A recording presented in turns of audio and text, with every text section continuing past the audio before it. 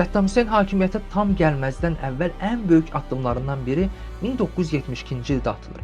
Məhz bu il İraq Petroleum Kompaniya milliləşdirilir və illərlə xarici şirkətlərin nəzarətində olan İraq nefti ilk dəfə tam şəkildə dövlətin nəzarətinə keçir. Bu qərar ölkəyə birdən-birə milyardlarla dollar gəlir gətirir və İraq qısa müddətdə regionun ən sürətlə inkişaf edən ölkələrdən birinə çevrilir. Bu pullar sadəcə xəzinədə qalmır. Ölkə daxilində böyük dəyişikliklər başlayır. Yeni yollar, yeni elektrik stansiyaları, su sistemləri qurulur, xəstəxanalar və məktəblər tikilir, təhsil sistemi genişləndirir və savadsızlıq səviyyəsi ciddi şəkildə azalır.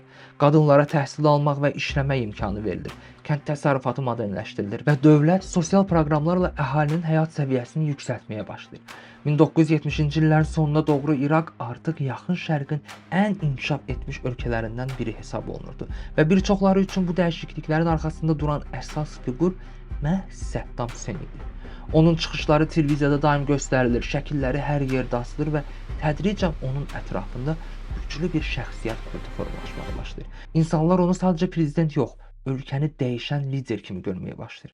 Amma bu yüksəlişin arxasında başqa bir reallıq da gizlənirdi. Çünki bu inkişaf neft pullarına bağlı idi və eyni zamanda ölkədə qurulan sistem tam şəkildə bir nəfərin nəzarətinə keçir.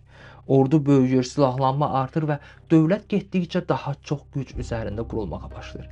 Yəni zahirdə inkişaf edən bir ölkə olsa da daxilində artıq çox da təhlükəli bir sistem formalaşırdı. Və məhz bu nöqtədə İraq zirvədə olduğu anda Səddam Hüseyn növbəti və bəlkə də ən böyük səhv qərarını verməyə hazırlaşır.